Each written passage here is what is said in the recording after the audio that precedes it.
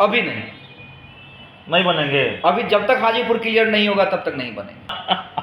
नहीं देखिए, एक पर्सनल संबंध अलग होता है और पत्रकार और राजनीतिक संबंध अलग होता है। मैं जहां तक राजनीति को समझ पा रहा हूं, देखिए चिराग पासवान का स्टैंड क्लियर है कि उन्हें 2-3 चीज़ों पे कंफर्मेशन चाहिए।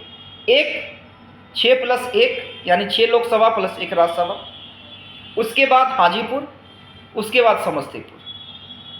और जब तक ये तीनों चीज़ बीजेपी नहीं मानेगी, क्यों मंत्रिमंडल में, क्योंकि एक बार मंत्री बन जाएंगे तब तो ये ऑफिशियल हो जाएगा कि वो एनडीए का पार्ट है। उसके बाद चाहकर भी बहुत ज़्यादा प्रेशर नहीं बना सकते हैं। बीजेपी यही चाहती भी है और बीजेपी यही चाहती भी है और ये होने नहीं देंगे।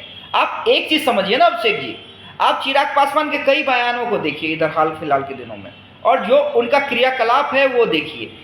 शहाबुद्दीन की पत्नी और बेटे से जाके मिलना, ये सिर्फ क्या आरजेडी के लिए संदेश था, नीतीश कुमार के लिए संदेश था, बीजेपी के लिए भी था कि देखिए हमारी ताकत को बहुत कम आंकने की जरूरत नहीं है। अब चिराग पासवान कह रहे हैं कि जेडीयू के विधायक हमारे संपर्क में हैं।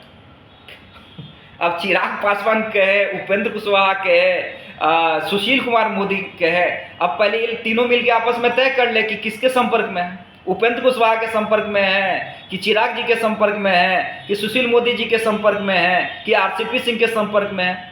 मंत्री बनेंगे कौन? चिराग पासवान। अभी नहीं बनेंगे। अभी जब तक हाजीपुर क्लियर नहीं होगा तब तक नहीं बनेंगे। 9 जुलाई को मंत्रिमंडल का विस्तार होने जा रहा है, ऐसी जानकारी है आपके पास है? मोहर लगाएंगे? देखिए मंत्रिमंडल विस्तार तो होना है, इसमें कहीं कोई ये नहीं है, और चुनावी मंत्रिमंडल विस्तार होगा। बीजेपी की इच्छा भी है कि चिराग पासवान मंत्रिमंडल में शामिल हो, लेकिन चिराग पासवान अगर मंत्रिमंडल में शामिल हो जाते, इस चीज को समझिए, क्यों शामिल होंगे चिराग पासवान? अगर मंत्री ही बनना रहता तो पहले भी बन सकते थे। इस चीज को समझिए। आप तो खूब बतियाते हैं, बताते उताते नहीं हैं मंत्री बनेंगे कि नहीं बनेंगे। नहीं देखिए, एक पर्सनल संबंध अलग होता है और पत्रकार और राजनीतिक संबंध अलग होता है। मैं जहां तक राजनीति को समझ पा रहा हूं, देखिए चिराग पासवान का स्टैंड क्लियर है कि उन्हें 2-3 चीज़ों पे कंफर्मेशन चाहिए।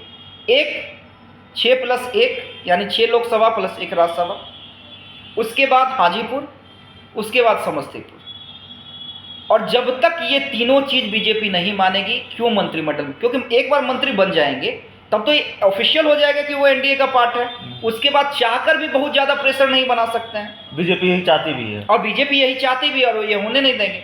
आप एक चीज़ समझिए ना अभिषेक जी, आप चिराग पासवान के कई बयानों को देखिए इधर हाल फिलहाल के दिनों में, और जो उनका क्रियाकलाप है वो देखिए।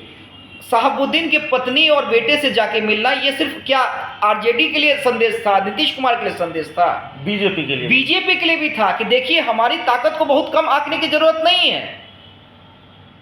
अगर आप एक वोट बैंक हमारे साथ देख रहे हैं, तो अगर आप समझिए कि शहाबुद्दीन का परिवार चिराग की पार्टी के साथ जुड़ जाता है, तो एक एम फैक्टर भी जुड़ जाएगा चिराग के साथ। दूसरी बात आप समझिए कि जो विपक्षी एकता की बैठक को लेकर उन्होंने क्या बयान दिया कि पहली बार थोड़ा बहुत गंभीर दिखा है विपक्ष, बीजेपी से इतर रहा है, तो ये बीजेपी से इतर बयान था। तो ऐसा नहीं है, चिराग पासवान ऑप्शन खोलकर चल रहे हैं, और चिराग पासवान मंत्रिमंडल में शामिल होकर इस ऑप्शन को बंद नहीं करेंगे। तो फिर ऑप्शन खोलकर चल रहे हैं, तो नीतीश कुमार के रहते महागठबंधन में एंट्री कैसे होगी? देखिए 2 चीज़ है, मैं बिल्कुल बता देता हूँ। देखिए राजनीति में ना, कब दोस्त कब दुश्मन हो जाता है, कौन दुश्मन कब दोस्त हो जाता है, एक बयान आपको देना रहता है, उसके अलावा कुछ नहीं, कोई मायने नहीं है। देश हित में, राज्य हित में, और उसके अलावा कोई बयान नहीं। आप समझिए, मैं एक चीज़ कह देता हूँ, नीतीश कुमार एनडीए में चले जाएंगे तब चिराग पासवान क्या करेंगे, ये भी तो हो सकता है। खैर आप डर है राजनीति को हर एक एंगल से देखिए ना।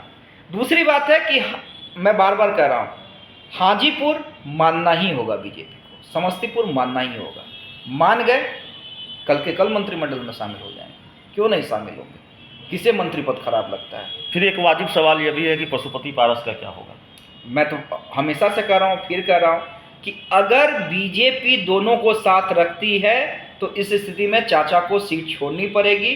अब बीजेपी उन्हें कहाँ से एडजस्ट करती है, किस तरह से एडजस्ट करती है, राज्यसभा भेजे, कहीं का राज्यपाल बनाए, वो बीजेपी का हेडक है और चिराग इसको लेकर विरोध भी नहीं करें।